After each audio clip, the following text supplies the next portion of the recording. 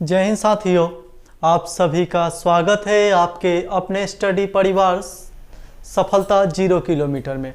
और आप जानते हैं सफलता 0 किलोमीटर में अभी तक हमने 3 चैप्टर रीजनिंग का कवर कर चुके हैं और आज उपस्थित हो चुके हैं एक नए चैप्टर के साथ और जिसका नाम है problem based on English alphabet. तो इसको हिंदी में कहा जाता है अंग्रेजी वर्णमाला आधारित प्रश्न, अंग्रेजी वर्णमाला संबंधित आधारित प्रश्न के नाम से भी जाना जाता है। तो इस चैप्टर में कैसे कैसे प्रश्न आएंगे उसको तो हम लोग अगले क्लास से देखेंगे। आज हम लोग डेमो क्लास देख रहे हैं जिसमें इस चैप्टर में क्या होता है, इस चैप्टर में इसका नाम क्यों पढ़ा गया, क्या क्या होता है और कैसे कैसे प्रश्न आएंगे और कुछ अन्य संबंधित जानकारियों को इस वीडियो में देखा जाएगा, ताकि इस वीडियो को अगर हम इस वीडियो को देखते हैं तो अगले जो भी हम प्रश्न करेंगे उसमें सुविधा होगा, हमें सहायता मिलेगी। तो problem based on English alphabet, alphabet का मतलब आप जानते हैं ABCD जो लिखा हुआ है, और कोडिंग डिकोडिंग हम पहले करवा चुके हैं। तो जो लोग कोडिंग डिकोडिंग का वीडियो देखे होंगे उनके लिए यह आसान लगेगा, आसान चैप्टर है। बाकी बात जो नहीं देखे हैं उनके लिए नया लगेगा और थोड़ा उनके लिए देखना पड़ेगा, उसके बाद ही कुछ होगा। तो चलिए इस अध्याय में क्या क्या होगा वो हम बता दें एक बार पढ़ के आपको। इस अध्याय में अंग्रेजी वर्णमाला अर्थात इंग्लिश अल्फ़ाबेट में स्थित अक्षर का स्थानीय मान के आधार पे, मतलब स्थानीय मान मतलब भैया G कितना नंबर में आता है, G 7 नंबर में आता है, T 20 में आता है, तो ये हो गया उसका स्थानीय मान, उसका क्रमांक संख्या हो गया। तो स्थानीय मान के आधार पर अक्षर की स्थिति की समीक्षा या किसी निश्चित क्रम पर स्थित अक्षर या किसी निश्चित क्रम पर स्थित अक्षर में परिवर्तन किए गए वर्णमाला का क्रम अवलोकन निरूपण संबंधित प्रश्न को पूछा जाएगा। जैसे इसका कितना मान है, इसका T का मान है 20, अब इसको बोला जाएगा कि उल्टा से इसका मान क्या होगा, मतलब विपरीत क्रम में अगर ABCD को हम लिखते हैं तो विपरीत क्रम में इसका जो मान होगा वह क्या होगा। विपरीत क्रम का मतलब Z से लिखेंगे ABCD, तो 1 2 3 4 5 6 7 विपरीत क्रम में हम जा रहे हैं तो 7 नंबर में आ रहा है T। तो इसलिए मतलब फेर बदल करके इसका स्थान मान परिवर्तन होगा। ऐसे ही प्रश्नों का सामना करेंगे। तो प्रश्न की ओर बढ़ने से पहले कुछ बातों को कॉपी में नोट कर लीजिए जो आपको याद रखना बेहद जरूरी है। तो पहला बात है अंग्रेजी वर्णमाला। तो भैया अंग्रेजी वर्णमाला का ज्ञान होना चाहिए आपको। अब अंग्रेजी वर्णमाला का ज्ञान होना चाहिए तो उसमें क्या कौन सा ज्ञान, जैसे ABCD आपको याद होना चाहिए, ठीक है, ABCD सीधा में याद होना चाहिए और उल्टा में ABCD याद होना चाहिए, ठीक है। तो आपको ये भी ज्ञान होना चाहिए कि ABCD टोटल अल्फ़ाबेट जो है वह कितना नंबर होता है, उस होल नंबर उसका क्या है। तो होल नंबर आप जानते हैं 26 अल्फ़ाबेट है, 26 उसका होल नंबर है। और अंग्रेजी वर्णमाला में स्थिर स्वर अक्षर, अब अंग्रेजी वर्णमाला में यह दूसरा है कि दूसरा जो पॉइंट है आपका जो याद होना चाहिए, अंग्रेजी वर्णमाला में स्थित स्वर अक्षर अर्थात वॉवेल। वॉवेल जानते हैं आप लोग AEIOU,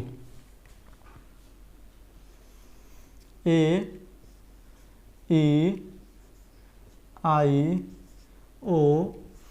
ये क्या है भैया, ये आपका है वॉवेल, ठीक है, वॉवेल AEIOU। बाकी बात ये वॉवेल को छोड़कर जो भी अल्फ़ाबेट बचते हैं उन्हें हम कॉन्सोनेंट के नाम से जानते हैं। क्या जानते हैं, अल्फ़ाबेट को 2 भागों में बांटा जाता है, एक वॉवेल एक कॉन्सोनेंट। तो वॉवेल है आपका AEIOU और जो बच जाता है उसे हम कॉन्सोनेंट के नाम से जानते हैं। ओके, नेक्स्ट पॉइंट है आपका अंग्रेजी वर्णमाला का क्रम। क्रम का मतलब देखिए, क्रम बोलने से 2 चीज मन में आता है, एक उल्टा क्रम और एक सीधा क्रम। एक सीधा क्रम एक विपरीत क्रम। तो अगर सीधा क्रम हम बोले, सीधा क्रम का मतलब A अगर हम लिख रहे हैं B C D और सीधा Z तक चल रहा है, ABCD से Z तक चल जा रहे हैं। तो ये क्या है भैया, ये हम सीधा क्रम में लिख रहे हैं। ये क्या लिख रहे हैं, सीधा क्रम में। और वही अगर हम Z से लिखें, Z Y dot dot dot dot dot करके B और A, मतलब यहाँ ZY dot dot dot BA, ये क्या हो गया, हम विपरीत क्रम में लिखें, मतलब उल्टा क्रम में हम इसको लिखें। ये आपको समझ में आ गया। अगला आपका पॉइंट है अंग्रेजी वर्णमाला का विपरीत क्रम।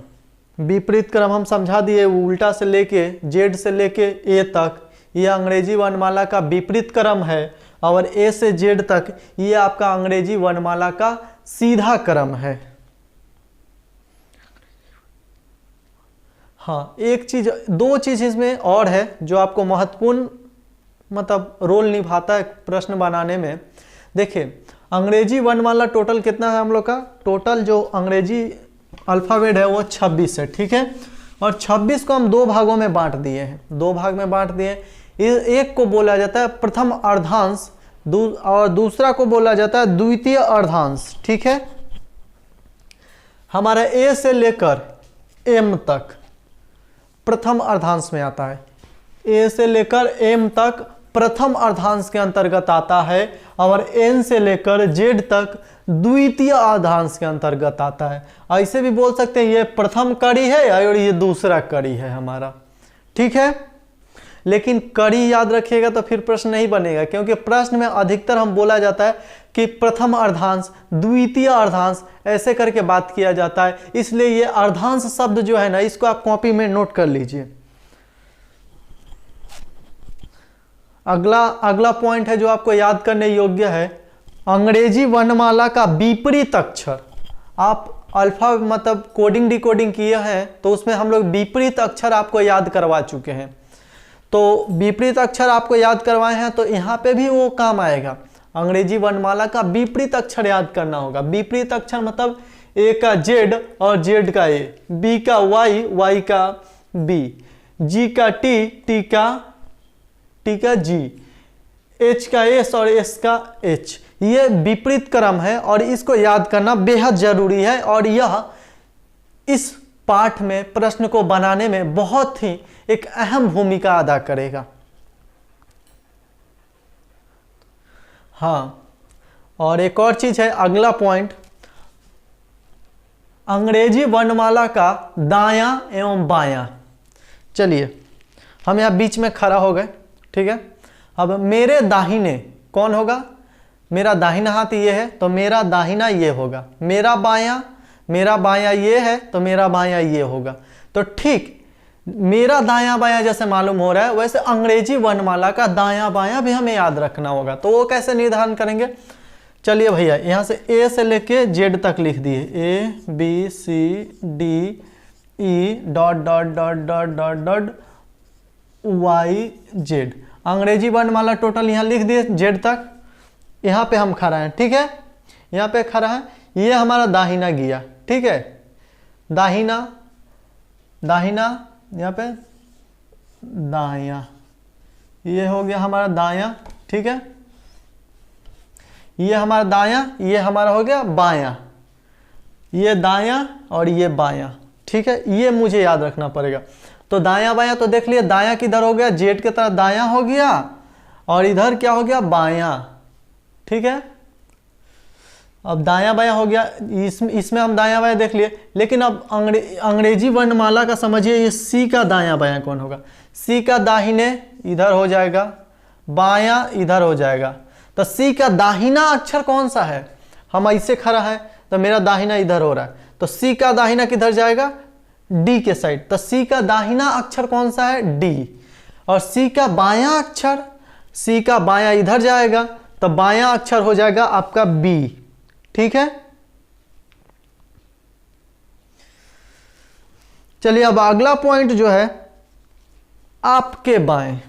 आपके बाएं मतलब आप ABCD आपके समक्ष लिखा हुआ है, आपके सामने लिखा हुआ है, और अब आप देखिए कि आपके दाहिना कौन जा रहा है, आपके बायां कौन जा रहा है। अर्थात आपके दाहिना हाथ की ओर कौन सा जा रहा है, आपके बायां हाथ की ओर कौन सा जा रहा है। अब जब भी हम निर्धारण करेंगे तो दाहिना निर्धारण करेंगे, मतलब समझ लीजिए कि आपके बाएं, बाएं मतलब आपके बाएं, बायां मेरा ई हाथ है इधर, तो इधर ए लिखा हुआ है, इधर ए लिखा हुआ है, और इधर का इधर जाएंगे तब बायां से दाहिने जा रहे हैं, बायां आपके बाएं मतलब बाएं से दाहिने जाना है, ठीक है।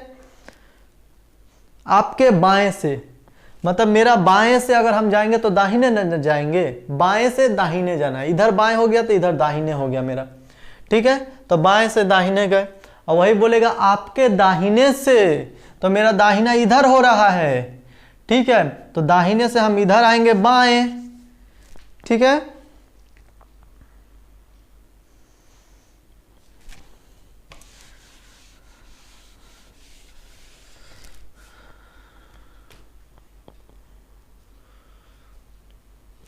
चलिए आपके बाएं ओर, एक और आपके बाएं ओर मतलब कोई वो समझ लीजिए जेड के बाएं ओर कौन सा होगा, जेड का इधर जाएंगे तो दाहिना हो जाएगा, इधर बाएं हो जाएगा, तो जेड का बायां क्या होगा भैया वाई, और जेड का बायां वाई, सॉरी। दाएं ओर तो समझ लीजिए यहाँ पे सी है, तो सी के दायां किधर, दाहिना मेरा हाथ ये है, ये मेरा दाहिना हाथ है, तो सी के दाहिने इधर जाएंगे, तो सी का दाहिने डी। ये कुछ पॉइंट हम आपको बताए जो आपको याद रखना बेहद जरूरी है, और इन्हीं सभी पॉइंट को हम ध्यान में रखकर इस पर जितने भी प्रश्न आएंगे उन सभी प्रश्नों का सामना करना होगा, ठीक है। और ये सब पॉइंट आप कॉपी में नोट कर लीजिएगा, आपको ज़रूरत पड़ सकते हैं। चलिए ये सब तो हो गया किताबी बात, ठीक है, ये सभी हो गया किताबी बात। अब बात करते हैं ट्रिक की, क्योंकि बहुत से ऐसे प्रश्न हैं, किताबी चीज़ सब कोई पढ़ा देगा लेकिन ट्रिकली बेस कोई कोई ही पढ़ाता है, तो ट्रिक का बात करते हैं, ठीक है। तो ट्रिक का मतलब एगो होता है के और एगो मतलब होता है से, ये के और ये से, ये दो ही चीज हम प्रश्न में देखेंगे, और ये हम जब दो ही देखेंगे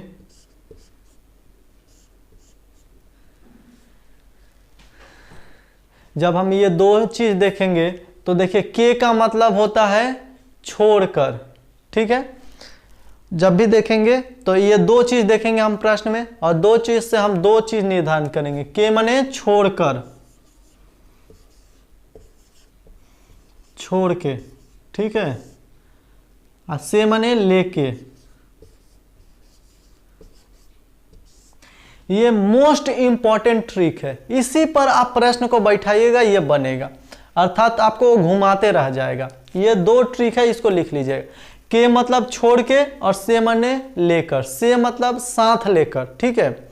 तो समझ लीजिए एक चीज बता आपको पूछते हैं, जी के दाहिने, जी के दाहिने अक्षर, जी के दाहिने दूसरा अक्षर कौन है, जी के दाहिने दूसरा अक्षर कौन है, ऐसा प्रश्न पूछेगा। तो के माने छोड़ के, तो जी को छोड़ दिए, दाहिने हम इधर जाएंगे तो दूसरा अक्षर जाना है, इधर दूसरा अक्षर 1 2, दूसरा अक्षर हमारा आई हो जाएगा। जी के दाहिने, के माने छोड़ दिए, और दाहिने अक्षर दूसरा जाना है तो दूसरा हमारा आई हो जाएगा। तो अब चलिए एक और चीज़ याद रखिए, के का तो हम क्लियर कर दिया, अब से का अगर पूछेगा तो चलिए वैसे ही पूछा जाए। चलिए से, एफ से तीसरा अक्षर कौन है, तो एफ का मतलब लेकर, से का मतलब लेकर, एफ से का उच्चारण है, तो से का मतलब एफ को भी गिनना पड़ेगा उसमें, और तीसरा अक्षर एफ से तीसरा अक्षर कौन है, तो 1 2 3, तो एफ से तीसरा अक्षर हमारा एच जा रहा है, सॉरी एफ से दाहिने तीसरा अक्षर कौन है, तो एफ से दाहिने जाएंगे तीसरा अक्षर, माने एफ को गिन के जाना पड़ेगा, क्योंकि से का मतलब लेकर होता है। तो चलिए इस के और से का हम जो ट्रिक है ये क्लियर कर दिए हैं जहाँ तक मुझे लग रहा है। और ये 2 है जो खुद जब से मैं रीजनिंग सीखा हूँ मुझे ये 2 सिखाया गया है स्ट्रिक्टली बेस पे। तो ये दोनों को लेकर कोई भी प्रश्न आप हल करने का कोशिश करिएगा तो बन जाएगा। तो चलिए आज 2-3 उदाहरण देखा जाए आपको। चलिए उदाहरण 1 है, अंग्रेजी वर्णमाला में जी के ठीक, जी के याद रखिए, के जी के ठीक बाईं ओर कौन सा अक्षर है? जी के ठीक बाईं ओर कौन सा अक्षर है? के माने एक चीज क्लियर हो गया कि जी को भैया छोड़ देना है, जी को छोड़ देना है। तो दाहिना हम इधर चला जाएंगे, जी के दाहिना इधर चला जाएंगे तो जी के बायां मुझे इधर आना पड़ेगा, ठीक है। तो ई वाला मेरे को काम नहीं है। जी के ठीक बाईं ओर कौन सा अक्षर है? तो बायां तो ये एफ है, और जो कि ऑप्शन नंबर हमारा दिया हुआ है 4 में, और हमारा ऑप्शन नंबर 4 सही उत्तर है, ठीक है। तो ऐसे ही प्रश्नों का सामना करेंगे। अब दूसरा उदाहरण देखा जाए।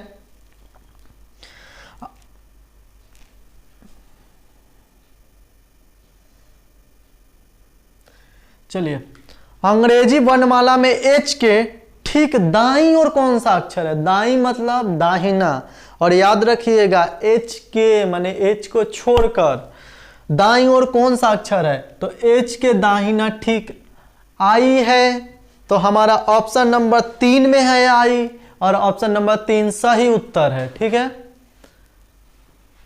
अगला प्रश्न देखा जाता है, अंग्रेजी वर्णमाला के विपरीत क्रम में एस से ठीक बाईं ओर कौन सा अक्षर होगा? एस से ठीक बाईं ओर, चलिए ठीक है। अंग्रेजी वर्णमाला के विपरीत क्रम में मतलब अंग्रेजी वर्णमाला को हमें उल्टा लिखना पड़ेगा। चलिए हम उल्टा लिख दे रहे हैं, यहाँ जेड वाई डॉट डॉट, ठीक है। समझिए ना, यहाँ Z Y X W U V T S R Q P O N तक यहाँ लिख दिए हैं, ठीक है, उल्टा क्रम में। अब फिर उल्टा क्रम में इधर यहाँ एन तक लिखे हैं, बाकी बात दरकार पड़ने से और लिख देंगे, माने उल्टा क्रम में यही मेरा है, ठीक है। अंग्रेजी वर्णमाला में एस के ठीक बाईं ओर, एस के ठीक बायां किधर जाएगा? मेरा दाहिना तो इधर चल जाएगा, लेकिन मेरा बायां इधर आ जाएगा, ठीक है। बायां इधर आ जाएगा,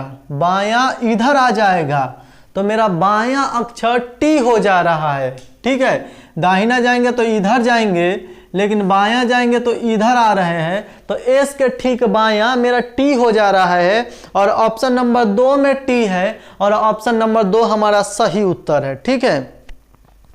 चलिए अगला प्रश्न देख लिया जाए इसी पर। चलिए अगला प्रश्न है, अंग्रेजी वर्णमाला के विपरीत क्रम में, मतलब अंग्रेजी वर्णमाला जो है वह उल्टा में लिखना होगा, और हम उल्टा में लिख दिए, चलिए ठीक है। अंग्रेजी वर्णमाला के विपरीत क्रम में पी अक्षर के ठीक दाहिना, पी के दाहिना कौन सा अक्षर होगा? पी के दाहिना, पी का बायां भैया इधर होगा, तब पी का दायां इधर होगा, और पी का दायां ओ अक्षर है, ठीक है, जो कि ऑप्शन नंबर 1 में है, और हमारा ऑप्शन नंबर 1 सही उत्तर है। अगला प्रश्न देखा जाए इसी पर, अंग्रेजी वर्णमाला में आपके बाएं से 7वें, अंग्रेजी वर्णमाला में आपके बाएं से मतलब ए से लेकर मुझे जेड जाना है, बाएं से इधर जाना है, बाएं से बायां मेरा इधर है, तो बाएं से, तो भैया बाएं से तो हम इधर आएंगे तो बाएं चल जाएंगे, लेकिन मेरे को क्या बोल रहा है?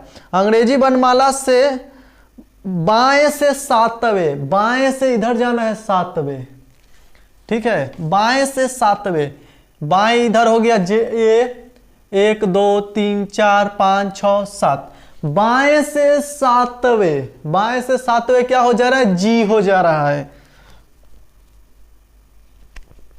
सातवें अक्षर के दाएं, अक्षर के ई अक्षर हो गया, इसका बायां इधर हो जाएगा, इसका दायां इधर हो जाएगा। बायां क्या है, इधर, और दाहिना इधर। सातवां मेरा जी है। अब पूरा जी के बाएं और पांचवा अक्षर कौन होगा, सॉरी, अक्षर के दाएं और पांचवा अक्षर, बायां इधर दाहिना इधर, तो के पूछा है, जी मतलब सातवें अक्षर के में मेरा सातवां अक्षर जी हो जा रहा है, के मतलब छोड़ दिए उसको, तो छोड़ने के बाद मेरा पांचवा अक्षर दाहिने साइड कौन सा होगा, दाहिने इधर जाएंगे तो 1 2 3 4 5, पांचवा अक्षर हमारा एल हो जा रहा है। और हमारा एल जो है ऑप्शन नंबर 1 में है, और हमारा ऑप्शन नंबर 1 सही उत्तर है। ठीक है।